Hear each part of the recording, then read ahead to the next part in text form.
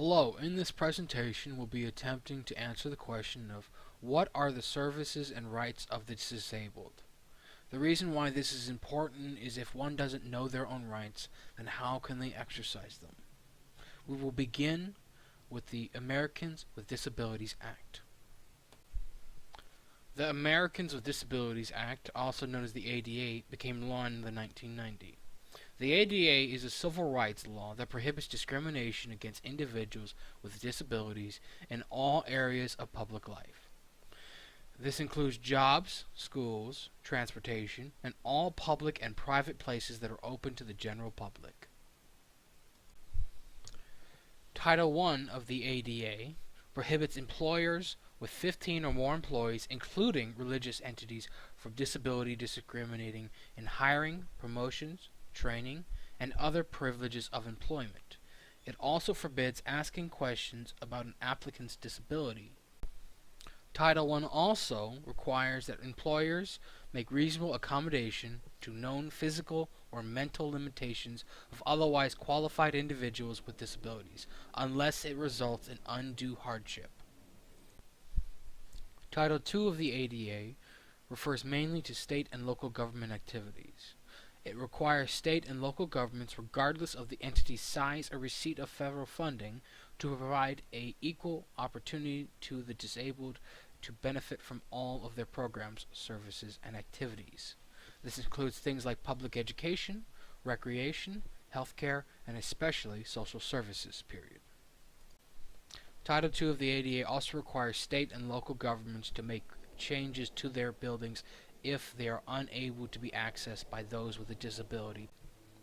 This means that they are required to make reasonable necessary modifications unless they can demonstrate that doing so would fundamentally alter the nature of the service, program, or activity, or would result in undue financial and administrative burden. Title II also covers services such as city buses, subways, and Amtrak. This means that public transportation authorities may not discriminate against people with disabilities in the provision of their services. They must comply with requirements for accessibility in newly purchased vehicles, make good faith efforts to purchase or lease accessible used buses, or remanufacture buses in an accessible manner, and unless it would result in undue burden, provide paratransit. As for an explanation of what paratransit service is, paratransit provides transportation for people with disabilities who are unable to use the regular, fixed-route transit services that serve their region. Paratransit usually provide door-to-door service for people who call to reserve a ride. Title III of the ADA covers businesses and non-profit service providers that are public accommodations. Privately operated entities offering certain types of courses and examinations, privately operated transportation, and commercial facilities. Public accommodation also includes restaurants, retail stores, movie theaters, and more. Public accommodations must comply with basic non-discrimination requirements that prohibit exclusion, segregation, and unequal treatment. It requires reasonable modifications to policies, practices, procedures, effective communication with people with various disabilities, and other access requirements. Additionally, public accommodations must remove barriers in existing buildings where it is easy to do so without much difficulty or expense given the public accommodations resources. Professional/educational courses and examination must be provided in a place and manner accessible to people with disabilities, or alternative accessibility arrangements must be offered. Commercial facilities must comply with the ADA's architectural standards for new construction and alterations. The ADA's Title IV covers telecommunications. It requires common carriers, also known as telephone companies, to establish interstate and intrastate telecommunication relay services 24 hours a day, 7 days a week. Telecommunication relay services, also known as TRS, enables callers with hearing and speech disabilities who use text telephones, also known as TTYs or TDDs, and callers who use voice telephones to communicate with each other. Last but not least, it requires closed captioning of federal-funded public service announcements. The Rehabilitation Act of 1973, as amended, also known as the Rehab Act, prohibited discrimination on the basis of disability in programs conducted by federal agencies, in programs receiving federal financial assistance, in federal employment, and in employment practices of federal contractors. The main purpose of the Rehab Act was to try to define some of the words in the Americans with Disabilities Act that are too vague to properly be enforced. For example, an individual with a disability is a person who has a physical or mental impairment that substantially limits one or more major life activities, has a record of such an impairment, or is regarded as having such an impairment. Another example would be qualified means the person satisfies the job-related requirements of the position that he or she holds or is applying for and can perform its essential functions with or without a reasonable accommodation. Some examples of where the Rehab Act attempted to clarify things was Section 501, where it prohibits employment-based discrimination against qualified individuals with disabilities in the federal sector. This includes the U.S. Postal Service, the Postal Regulatory Commission, and the Smithsonian Institution. It does not require these entities to have a minimum number of employees at the worksite to be covered. Another issue that the Act attempted to fix was it wasn't initially known who was supposed to enforce many of these new rules and regulations. Section 501 is administered by individual agencies of the Equal Employment Opportunity Office. Another prominent section of the Rehab Act is Section 503.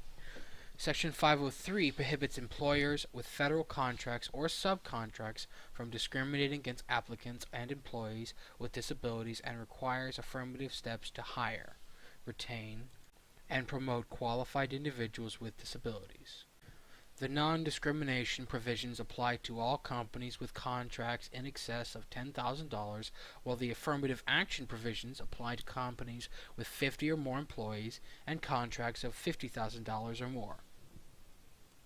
Recently, in 2014, Section 503 was updated by strengthening its affirmative action requirements and creating for the first time ever a 7% representation goal. They also set a requirement that employers must invite applicants and employees to self-identify as people with disabilities, as in applicants at both the pre- and post-offer stage and employees every 5 years. The jurisdiction of Section 503 is actually administered by the U.S. Department of Labor Office of Federal Contract Compliance Programs, also known as the OFCCP. Section 504 of the Rehab Act prohibits discrimination against qualified individuals with disabilities by any program or activity receiving federal financial assistance or by any program or activity conducted by a federal executive agency or the U.S. Postal Service. For programs or activities receiving federal financial assistance, there is no minimum threshold for coverage. Furthermore, there is no requirement that recipients or executive agencies have a certain number of employees. Each federal agency issues, administers, and enforces its own set of Section 504 regulations tailored to its programs, although all such regulations share common requirements. Lastly, Section 508 of the Rehab Act addresses information technologies. Specifically, it requires federal agencies' information and communication technology to be accessible to people with disabilities, including but not limited to members of the public, but also employees. While Section 508 only applies to federal agencies, many private employers have adapted its standards as a way to ensure their technology infrastructure is accessible. The Individuals with Disabilities Education Act, also known as IDEA, is a federal law that requires schools to serve the educational needs of eligible students with disabilities. The purpose of IDEA is to provide a free, appropriate public education, also known as FAPE, to children with disabilities and to give parents a voice in their child's education. IDEA requires schools to find and evaluate students suspected of having disabilities at no charge to parents. Once kids are identified as having a disability, schools must then provide them with special education and related services like speech therapy and counseling to meet their unique needs. The goal is to help students make progress in school. Under IDEA, you can have a say in the educational decisions the school makes about your child. At every point in the process, the law gives you specific rights and protections. These are called procedural safeguards. For example, one safeguard is that the school must get your consent before providing services to your child. Not every child with learning and attention issues is eligible for special education under IDEA. To qualify, your child's issues must fall under one of 13 disability categories that IDEA covers. These are autism, deaf and blindness, deafness, emotional disturbance, hearing impairment, intellectual disability, multiple disabilities, orthopedic impairment, other health impairments including ADHD, specific learning disabilities like dyslexia and other learning issues, speech or language impairment, traumatic brain injury, and or visual impairment including blindness. Examples of some of the services provided under IDEA is Braille instruction, and inclusion of O&M services also known as orientation and mobility. The Telecommunications Act of 1996 requires all manufacturers of telecommunications equipment and services to design and develop their equipment and services to be accessible to and usable by people with disabilities if readily achievable. The Air Carrier Access Act requires all air carriers to accommodate the needs of passengers with physical or mental impairments. It only applies to air carriers that provide regularly scheduled services for hire to the public. The Help America Vote Act of 2002 extends important access requirements to every part of the voting process, including accessibility of voting machines, voter registration, and poll worker training. The National Library Service for the Blind and Physically Handicapped is promoted by the Library of Congress, which administers a free library program of Braille and audio materials circulated to eligible borrowers and distributed through a cooperating network of regional and local libraries. The Free Matter for the Blind is a special or free mailing privilege and is another important right that has been extended to the blind and other persons with disabilities who cannot use or conventionally read printed material due to physical handicaps. The Randolph-Shepard Act grants priority right to blind and visually impaired individuals to operate cafeterias, vending machines, snack bars, and gift shops on federal property. The Social Security Disability Insurance pays benefits to the disabled and certain members of their family if they are insured. This means that if they have worked long enough and paid Social Security taxes, they will have the chance to receive this. The reason why we had to divide up the project into two different sections is because the sources for many of the average veteran's problems are gained or exacerbated because of the actions or environments that they served in. This fact alone would make some of their needs unique and specialized.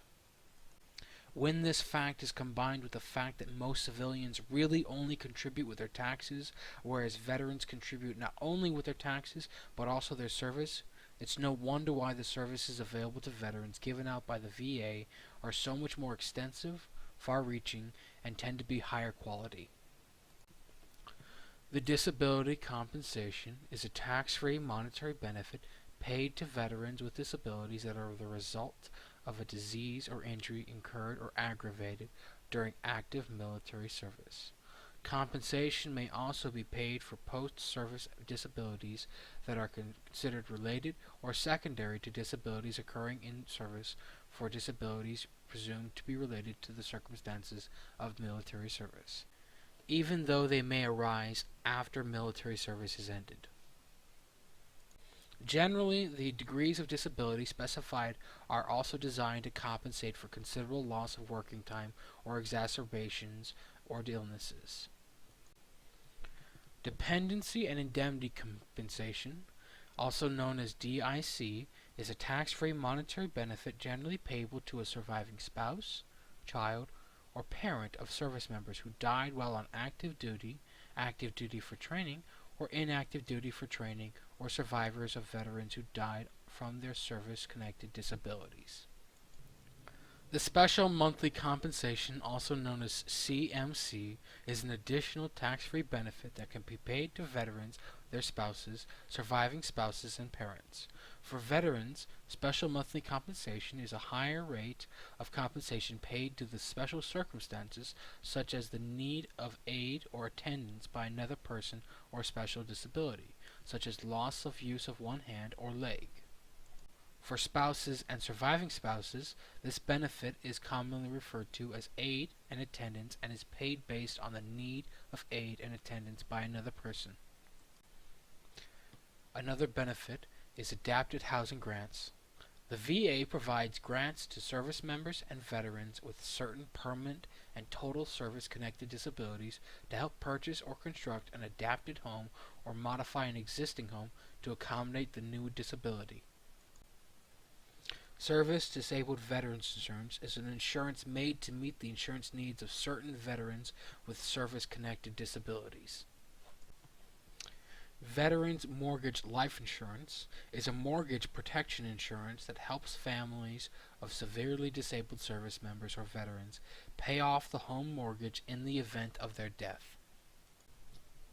Automobiles and Adaptive Equipment for Disabled Veterans and Service Members is a program that provides a one-time payment to disabled veterans of no more than $19,817 toward the purchase of an automobile or other transportation. Additionally, the VA will pay for adaptive equipment or for repair, replacement, or reinstallment of automobile equipment required due to the disability. Caregiver Program and Services is a program done by the DA that is now available to seriously injured post-9/11 veterans and their family caregivers through a new program of comprehensive assistance for family caregivers. Home-based primary care. It is a unique home health care program done by the VA that provides comprehensive interdisciplinary primary care in the homes of veterans with complex medical, social, and behavioral conditions for whom routine clinic-based care is not effective. Respite care is done by the VA medical centers and can give a veteran's caregiver or family member or friend a break from taking over the veteran's care for a limited time.